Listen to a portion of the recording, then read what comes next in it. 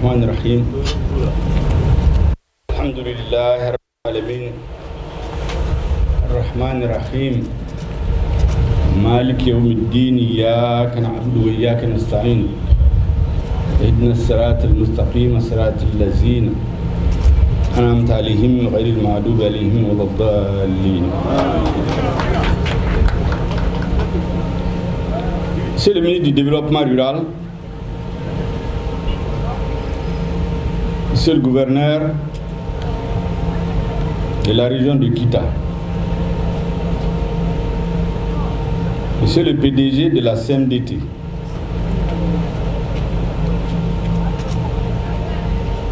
mesdames et messieurs, les représentants des autorités élues, coutumières, traditionnelles, religieuses. Mesdames et messieurs, je suis venu ici au nom du président de la transition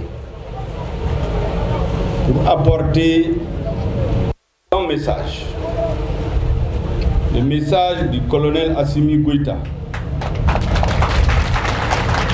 président de la transition, chef de l'État, à l'attention du monde paysan, à l'occasion du festival panafricain de la qui se tient à Kita aujourd'hui.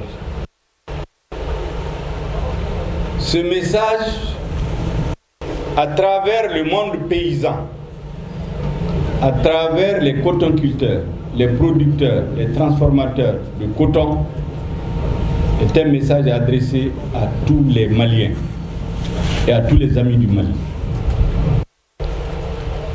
Je ne veux pas revenir sur l'importance du coton dans l'économie malienne. Ça a été suffisamment développé pour que je m'attarde là-dessus.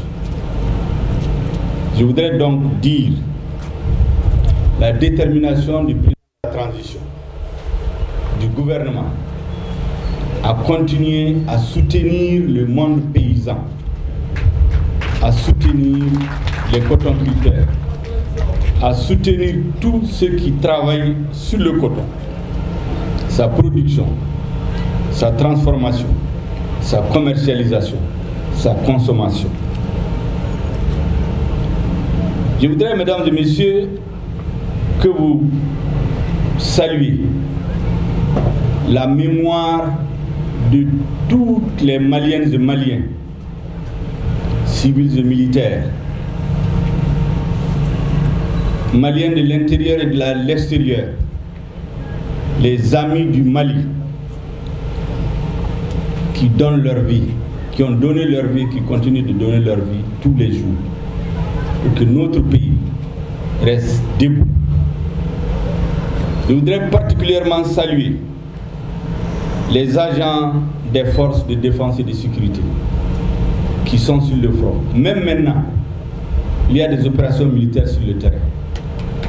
Même maintenant, tous les jours, dans toutes les régions du Mali, il y a des opérations que vous voyez, il y en a que vous ne voyez pas parce que c'est loin des villes aujourd'hui. L'objectif du président de la transition et du gouvernement, c'est que dans quelques mois, nous pacifions l'écrasante majorité de notre territoire et de la population du Mali pour pouvoir aller aux élections. Mesdames et messieurs, depuis le 28 décembre 2021 jusqu'à aujourd'hui, le 28 janvier 2022, ça fait un mois, les résultats spectaculaires enregistrés par notre armée, qui est à l'offensive, qui a changé de stratégie, qui est en train aujourd'hui d'amener la peur dans le camp des terroristes, en détruisant des camps, en les saisissant, en neutralisant, en prenant les armes, on fait qu'aujourd'hui, dans toutes les régions du Mali, les citoyens sentent le retour de la paix petit à petit. Nous avons enregistré des résultats spectaculaires plus importants que ceux que nous avons enregistrés pendant les 30 dernières années. et pendant les 10 dernières années de lutte contre le terrorisme. En un mois. Toutes les zones où la population vivait sous la peur, les citoyens peuvent témoigner comment est-ce que la peur a changé de camp aujourd'hui. L'armée est à l'offensive. Il y a des Maliens qui tombent, mais ils tombent pour notre pays. Ceci, on doit dire à leurs familles, à leurs vœux, à leurs enfants, à leurs parents, que la nation n'oubliera jamais leur sacrifice. Mesdames et messieurs, nous sommes dans cette guerre. Au moment où nous engrangeons des résultats exceptionnels, où par exemple, sur 350 000 réfugiés intérieurs et extérieurs, en peu de temps, il y a 50 000 qui sont aujourd'hui retournés chez eux. 50 000. Et nous espérons que dans les mois à venir, l'écrasante majorité des réfugiés et des déplacés internes vont retourner dans leur localité. Parce qu'ils ne devraient pas quitter ces localités. C'est grâce au travail de nos forces armées de sécurité.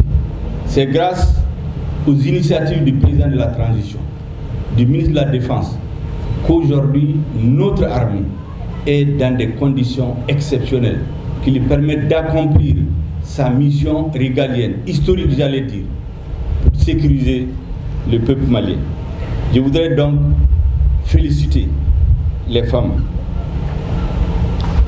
Mesdames et messieurs, il y a un sujet aujourd'hui qui capte l'attention de tout le monde, autour duquel il y a beaucoup de passion. C'est les sanctions de la CEDEAO contre notre pays et de l'UEMOA. Le gouvernement a dit clairement que ces sanctions sont illégales et illégitimes.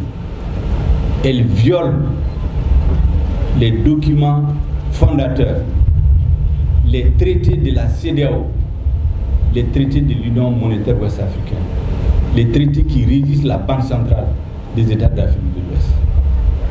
Elles sont illégales et illégitimes.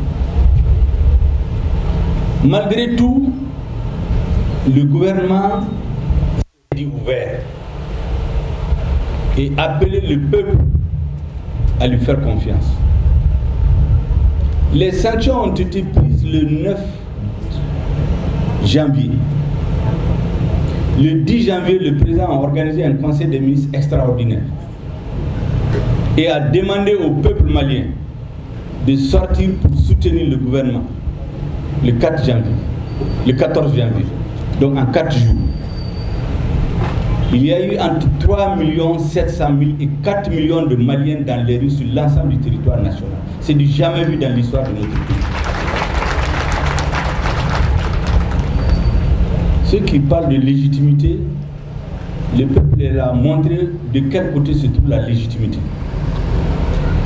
Aucun président n'a jamais mobilisé plus de 2 millions d'électeurs au Mali, en tout cas. Jamais pendant 30 ans que nous faisons les élections.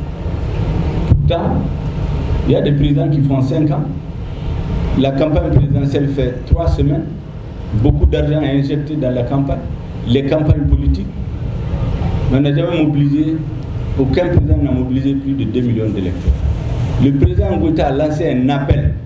En 4 jours, près de 4 millions de Maliens sont sortis pour soutenir le gouvernement de transition. Ce n'est pas par hasard, parce que les Maliens sentent que ce gouvernement est à leur service. Ce que je voudrais dire très clairement à la communauté internationale, c'est que le gouvernement du Mali est ouvert.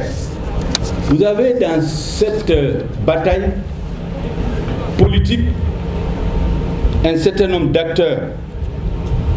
Vous avez le gouvernement, vous avez la CEDEAO et l'Union africaine, vous avez l'Union européenne, l'ONU, vous avez la France.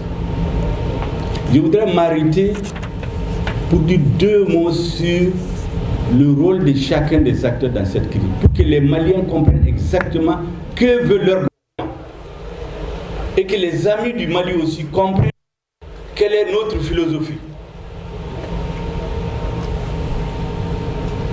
Le gouvernement, je l'ai dit, joue son rôle. il travaille à sécuriser les Maliens. Le gouvernement a organisé les assises nationales de la refondation, où les citoyens ont demandé une transition de 6 mois à 10 ans. Je dis bien 10 ans. Seulement, il y a une majorité qui s'est dégagée pour 6 mois à 5 ans. C'est le choix du peuple. C'est cette proposition que le président de la transition a soumise à ses homologues de la CEDEAO pour discussion. Parce que ce que le peuple a décidé, nous ne pouvons pas le changer comme ça. Si c'est à l'issue de discussions avec nos frères que nous arrivons à un chronogramme, nous allons expliquer au peuple malien pourquoi on a fait telle ou telle concession. Mais la seule chose sur laquelle on ne peut pas faire des concessions, c'est la sécurité des personnes et des biens. Et rien ne nous fera reculer sur la recherche de la sécurité des Maliens. Avant toute chose.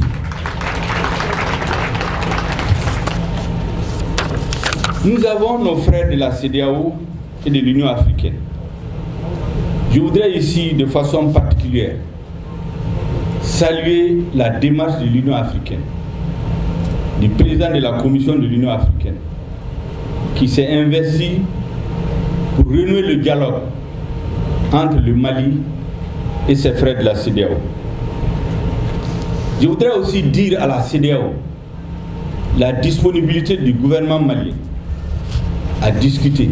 Parce que pour nous, ce qui se passe entre nous et la CEDEAO, c'est comme une dispute entre des frères qui, de toutes les façons, doivent finir par se résoudre parce que nous sommes de la même famille.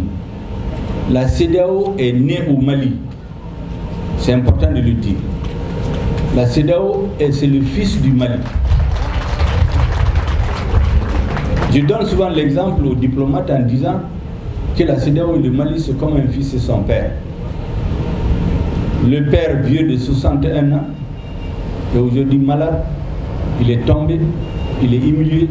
Ce qu'il attend de son fils, c'est de lui tendre la main pour l'aider à se lever, pour l'aider à traverser les difficultés et non pas lui imposer des sanctions au moment même où, malgré les difficultés, il engrange des résultats. Il se débat pour s'en sortir. Ce n'est pas en ce moment qu'il faut lui infliger des sanctions. Et c'est pour cela que nous disons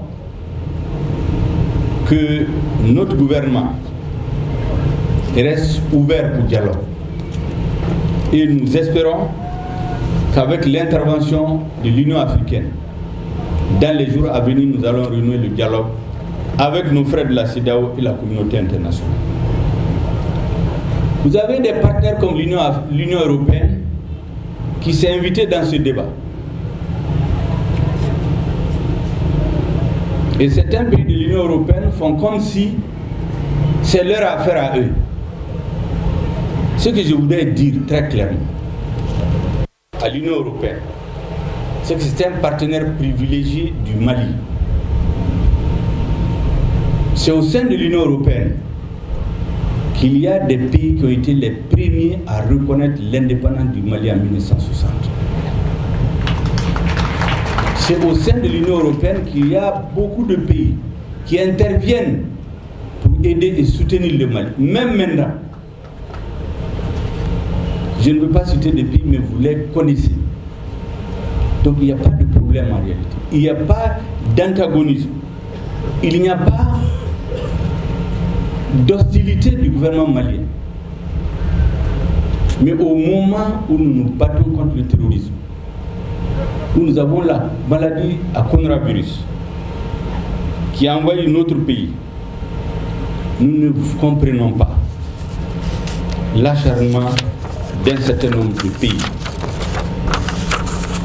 Mais ce que je voudrais dire très clairement à nos amis de l'Union européenne, je dis bien nos amis, parce qu'il y a des pays amis, c'est que les temps ont changé. Il faut changer avec le temps. Vous savez, il y avait un moment,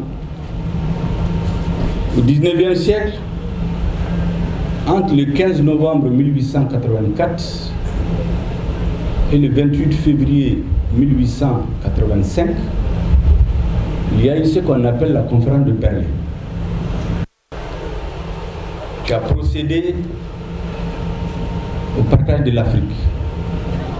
On a défini ce qu'on appelait des zones d'influence d'un certain nombre de pays, des sphères d'influence. Ça, c'était au 19e siècle. Il faut tourner cette page. Les temps ont changé.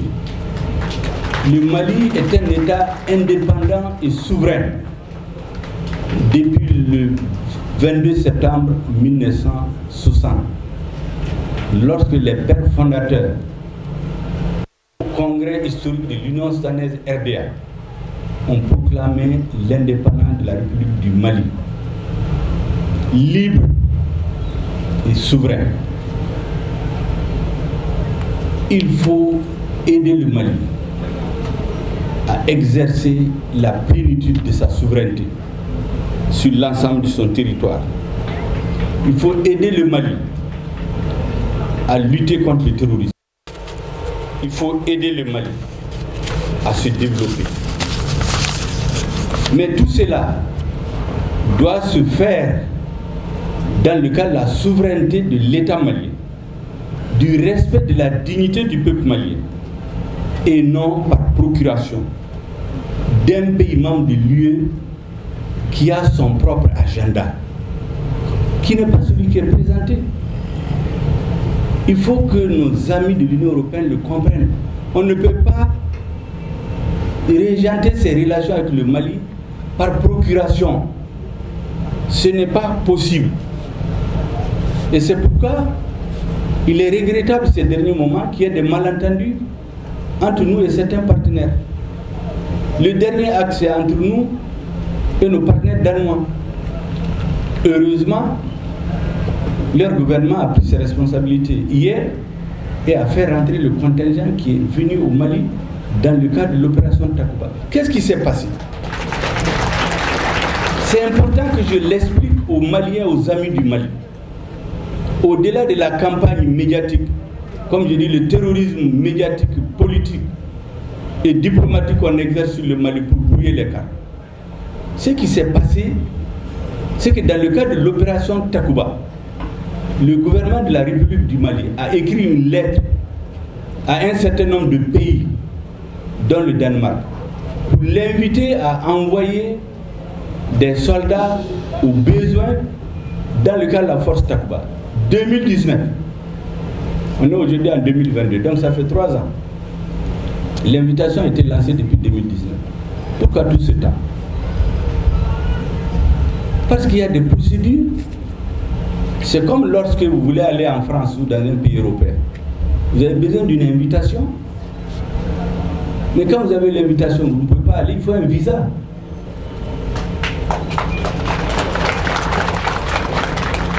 C'est ce visa que chaque État doit avoir. Ça, c'est écrit noir sur blanc. Et donc, le gouvernement danois et d'autres ont demandé les visas, c'est-à-dire l'autorisation pour leurs forces spéciales de venir au Mali exercer dans Takuba. Le gouvernement a dit qu'il a des dossiers. La Norvège n'est pas seule. Disons le Danemark, il y a la Norvège, il y a le Portugal, il y a la Hongrie. L'autorisation du gouvernement malien. Mais pourquoi le gouvernement danois envoie ses militaires? Parce qu'il y a un pays qui décide par procuration d'inviter des pays dans le cadre de l'opération Takuba. Nous disons non. Il y a un accord très clair, un protocole additionnel signé entre le Mali et la France en mars 2020 qui détermine le statut des détachements non français qui doivent exercer dans le cadre de Takuba. Ce protocole additionnel dit clairement qu'il faut l'autorisation du gouvernement malien. C'est ce que j'appelle le visa. Donc la France ne peut pas faire venir un pays sans le visa du Mali. C'est ce qui s'est passé avec nos frères, nos amis danois. Nous avons dit que c'est inacceptable. Donc, il faut que ça soit très clair au niveau de l'Union européenne que nous ne sommes pas dans une logique d'affrontement ou d'hostilité. Mais le problème, c'est que le Mali a des incompréhensions avec le gouvernement français. Sur ça, je vais être très clair. Le Mali n'a pas de problème avec le peuple français, au sein duquel il y a beaucoup d'amis du Mali, au sein duquel il y a beaucoup de binationaux. J'ai l'habitude de dire qu'en dehors de la communauté algérienne, la communauté malienne est la plus importante en France. Son poids dans notre économie, dans la vie sociale chez nous, c'est plus important que l'aide au développement, de l'aide des pays développés. Est-ce que vous pensez qu'un gouvernement responsable va se mettre avec un conflit avec un tel pays qui est l'un de nos premiers partenaires sur le plan historique, sur le plan militaire, sur le plan diplomatique? C'est avec la langue française qu'on communique avec le reste du monde. Donc, un gouvernement responsable ne peut pas imaginer qu'il va rentrer en conflit avec un tel État. Mais, ce que je voudrais dire très clairement, que cela ne donne pas droit à piétiner le Mali. Nous respectons la mémoire des militaires français qui sont morts ici. Nous leur serons reconnaissants éternellement. Mais on ne doit pas utiliser la mémoire de ces militaires tombés au Mali pour faire du chantage, faire chanter notre peuple qui n'est pas un peuple ingrat. Le sacrifice de ces soldats, on ne va jamais l'oublier. Il y a des Maliens qui portent le nom de Damien Boité. Donc les Maliens n'ont jamais dit qu'ils sont contre la France. Le gouvernement malien ne l'a jamais dit. Mais ce que nous disons, il ne faut pas utiliser cette situation pour intimider et humilier notre peuple. Il faut nous respecter. La dignité du Mali n'est pas négociable. La souveraineté du Mali, son indépendance ne sont pas négociables. C'est tout ce que nous avons dit. Ce n'est pas la première fois dans l'histoire. Mais les Français tombent chez nous. Mais les Africains, les Maliens sont tombés pour libérer la France entre 1940 et 1945. Mais nous ne passons pas le temps à dire que la France nous doit ceci et cela. Des milliers d'Africains ont libéré la France. Pourtant, on a massacré des Africains à Tcharoui en 1945. Qui a fait ça? Pour libérer la France, c'est en Afrique que De Gaulle s'est appuyé. C'est les colonies françaises d'Afrique qui ont organisé, c'est là que la résistance a été organisée. C'est eux qui nourrissaient, qui produisaient. Mais est-ce que ça donne droit aux Maliens de dire que les Français ne doivent pas exprimer leurs droits?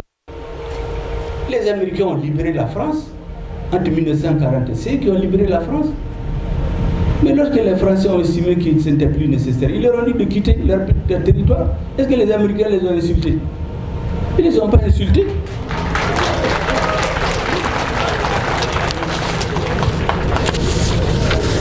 Ce que nous disons, vous savez, moi je l'ai dit plusieurs fois, il faut que la classe politique française se dise que le monde a changé. Qu'ils n'ont pas à la tête du Mali les dirigeants auxquels ils sont habitués. C'est aussi simple que ça. Vous savez, l'ancien Premier ministre français, Pierre Messmer, qui était gouverneur de l'AOF, c'est lui qui était Premier ministre au moment de la décolonisation. Vous savez ce qu'il a écrit dans ses mémoires? Il dit qu'au moment de l'indépendance, ils ont donné l'indépendance à ceux qui l'exigeaient le moins, après avoir éliminé politiquement et militairement tous ceux qui exigeaient l'indépendance avec intransigeance. C'est dans ses mémoires. Moi, je pense que les dirigeants français sont dans cette logique jusqu'à présent. Mais les temps ont changé. À la tête du Mali, il n'y a pas des anti-français. Mais ce n'est pas des dirigeants qu'on peut manipuler, qui pensent que leur destin se joue en France. Leur destin se joue dans les mains de Dieu et du peuple. C'est tout. Vous savez, le grand poète et homme d'État sénégalais, Léopold Sédar Senghor, qu'on ne peut pas traiter d'anti-français, a eu à écrire un jour, en parlant de la France, ça ressemble un peu à ce qui se passe aujourd'hui. La France qui dit de suivre la voie du bien, elle dit bien, Senghor dit, la France qui dit bien la voie juste, la voie droite, dis-je, mais elle chemine vers les champs publics. C'est Senghor qui écrit ça. La France qui dit la voie droite, mais elle chemine vers les champs publics. La France qui nous donne de la main droite et de la main gauche enlève la moitié. C'est Senghor qui dit. Senghor n'est pas un anti-français. La France qui ouvre la voie triomphale aux héros. Mais c'est cette même France qui méprise les patriotes africains, et notamment les patriotes maliens. Elle méprise les dirigeants qui sont à la tête du Mali aujourd'hui, parce qu'ils affirment le sentiment général des Maliens. Les Maliens veulent être respectés. Je voudrais ici clairement dire au gouvernement français, à la communauté internationale, aux Africains, que le gouvernement du Mali, chevillé aux intérêts supérieurs du peuple malien, rien d'autre. Ce gouvernement analyse, regarde, observe et tire les conclusions de ce qui se passe dans le monde. Nous avons vu ici Kadhafi. L'ONU a voté une résolution pour protéger Benghazi, no-fly zone. La France et certains pays ont outrepassé la résolution pour aller l'assassiner.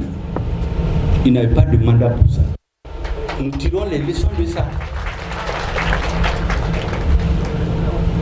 Nous avons l'opération Serval. Quand elle est intervenue, le Mali a demandé un appui aérien et un renseignement. Le Mali n'a pas prévu de soldats français aussi. L'objectif de Serval, c'est le président français d'alors qu'il avait déclaré, François Hollande. 1. Détruire le terrorisme. 2. Assurer la souveraineté et l'autorité de l'État malien sur l'ensemble du territoire. 3. Faire adopter les résolutions des Nations Unies. 2013. On est en 2022, 9 ans après. Le terrorisme qui était au nord s'est étendu sur 80% du territoire. Mais on doit tirer les leçons. L'intégrité du territoire malien, l'autorité de l'État n'est pas encore étendue sur l'ensemble du territoire. Mais on doit tirer les leçons. On doit se poser des questions. Les résolutions des Nations Unies changent chaque année. Au point que cette année, quand notre ambassadeur a découvert à la réunion du Conseil de sécurité une résolution qui devait augmenter le contingent de l'administration, il dit mais mon gouvernement n'est pas au courant. Donc on a rejeté. Ils avaient l'habitude de le faire, mais avec ce gouvernement, ce n'est plus possible. C'est aussi simple que ça. Lorsque la MINUSMA intervenait, les Maliens, on leur avait dit, l'écrasante majorité, on leur avait dit que c'est pour venir aider à libérer le Mali. C'est ce qui a été dit à tous les Maliens. Vous pouvez la résolution 2100 d'avril 2013. Combattre le terrorisme, C'était ça l'objectif. Protéger les populations, poursuivre les terroristes, les éloigner des centres urbains. Mais une fois que l'aménagement s'est installé, on nous a dit que c'est une force de la paix. Elle n'est pas venue pour combattre le terrorisme. Mais on tire les leçons. Vous avez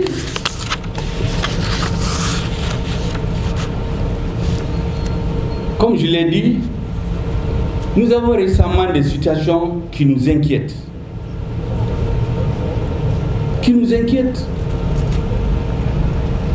Vous avez ce qui s'est passé à Bounti. Mais l'ONU a dit qu'on a bombardé des citoyens civils. Mais la France a dit que c'est des terroristes. Qui dit la vérité? On ne sait pas. Vous avez, à l'issue de ce bras de fer que la France a créé de toutes pièces, un avion militaire français qui vient sur nos territoires, qui éteint son transporteur quand il sait qu'il est identifié. Après, il coupe la radio pour ne pas être en communication avec les troupes de contrôle. Mais s'il n'y a rien à cacher, pourquoi ils le font? Ils vont atterrir sur une partie de notre territoire, ils débarquent, on ne sait quoi, et ils repartent. Mais on doit tirer les leçons. Des avions survolent des bases militaires. On est en train de faire des bases, nous ne le cachons pas, parce qu'on veut défendre notre pays. Ils viennent survoler, espionner nos bases militaires pendant 2 heures, sans autorisation. On leur demande, mais des avions de l'aménagement, qu'est-ce que vous venez faire dans cette zone? On dit que c'est l'Élysée qui a demandé, c'est la France. Mais on a dit non. Mais on doit tirer les leçons. Nous avons dit que l'aménagement ne peut plus organiser des vols sans demander des autorisations. Il y a les couloirs Bamako, Kidal, Bamako, Gao, Bamako, Tessali, c'est ouvert. Mais en dehors de ça, il faut demander des autorisations parce qu'on ne sait pas ce qu'ils vont aller faire ailleurs.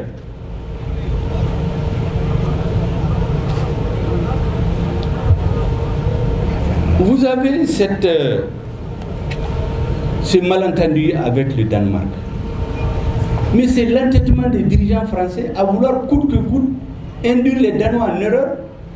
C'est le gouvernement français qui a induit le Danemark en erreur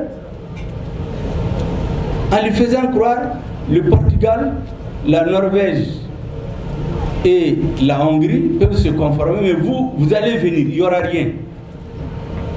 Et lorsque nous avons dénoncé, ils sont sortis dire que nous ne disons pas la vérité. Mais quand on a sorti la vérité, ils se sont mis à nous insulter. Nous n'insultons pas. Parce que nous ne voulons insulter ni le présent, ni l'avenir. Parce que nous savons très bien qu'après cette surchauffe-là, la finalité, c'est que nous sommes des partenaires liés par l'histoire, par beaucoup de choses. Les gouvernements passent, les peuples restent. Donc nous ne sentons pas le peuple français ni son gouvernement.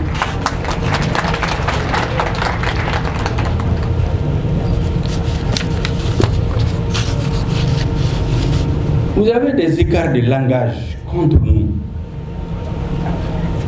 contre notre gouvernement, contre notre peuple.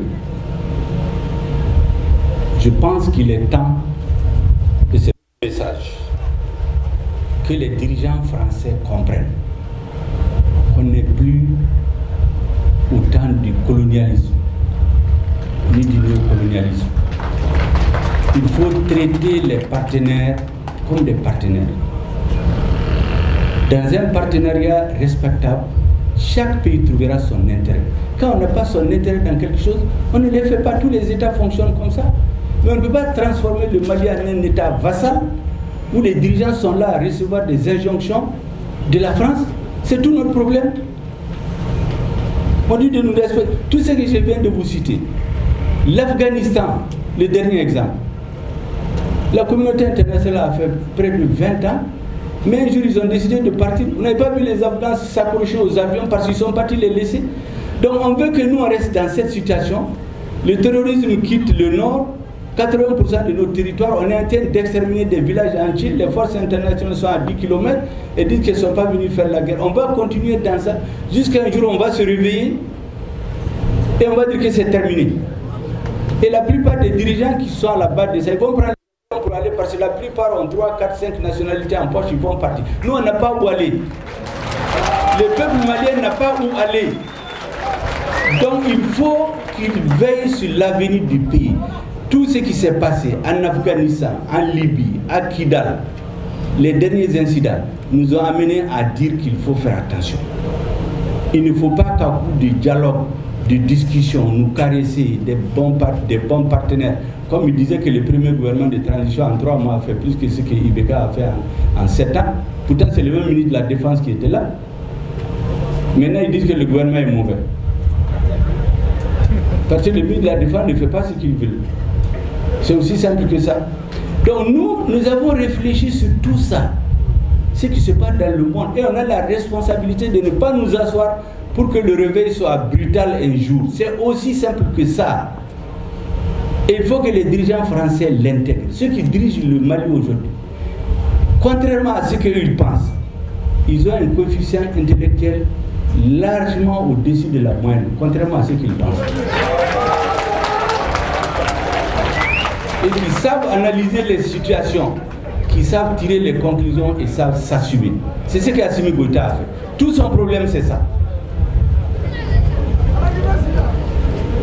Enfin, nous avons un pays ami. Je préfère le prendre par son nom. C'est le Niger, qui pendant longtemps a été l'un des alliés les plus sûrs dans la lutte contre le terrorisme. Depuis quand on organisait la partition du Mali, nous avons été surpris. Après une réunion de l'Union européenne avec les pays du G5 Sahel, entend le ministre des Affaires étrangères de ce pays sortir donner une conférence de presse comme s'il était obligé pour insulter notre peuple. Les manifestations patriotiques du 14 janvier, qu'est-ce qu'il dit? Il dit les Maliens, c'est un patriotisme frélaté. C'est ce qu'il dit contre les Maliens. J'ai dit, mais il vient d'où ce monsieur? Il a fait quelle école de diplomatie? Comment un représentant d'un État peut traiter le patriotisme d'un peuple comme un patriotisme frélaté? On ne connaît pas le sens du patriotisme.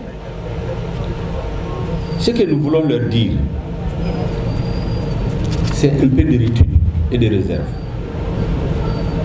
La République sœur du Niger reste République sœur du Niger. Il faut que ça soit très clair. C'est exactement comme la France. Les dirigeants passent, les peuples restent. Hier, il y avait des dirigeants qui soutenaient le Mali. Si aujourd'hui, il y a des dirigeants qui décident de se mettre au service d'un agenda étranger, mais c'est pas. Mais il faut qu'ils nous respectent. Nous avons de la mémoire. Vous savez, pendant la traite négrière qui a duré 5 siècles, les négriers, ce n'est pas eux qui partaient prendre les esclaves, c'est des Africains qui vont les attraper pour venir leur vendre. On a ça en mémoire. Dans l'histoire de la pénétration coloniale, le dernier grand résistant, éliminé en juin 1916, après la bataille d'Andramokan de mai 1916, Firoun, à Galentessar, c'est un Africain qui l'a assassiné pour le compte du colon. Nous avons ça en mémoire. Donc il faut faire attention. Il ne faut pas prendre à la légère les responsabilités que l'histoire vous a confiées. Je dois dire que heureusement, nous sommes convaincus que le peuple nigérien, dans sa grande majorité, ne partage pas cette opinion. Et d'ailleurs, je mets monsieur le ministre des Affaires étrangères du Niger, que tout le monde connaît parce qu'il est devenu célèbre maintenant par ses sorties hasardeuses, je le mets au défi de mobiliser autant de personnes que Assimi Goïta a mobilisé dans les rues de Bamako le 14 janvier, qui lance un appel au peuple nigérien pour lui de sortir les soutenir. Et comme le dirait chez nous, on trouvera l'âne dans la moustiquaire.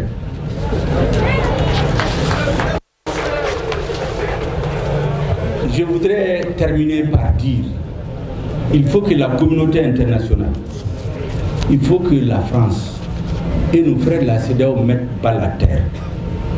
Il faut respecter notre peuple. C'est lui qui sait de quoi il a besoin.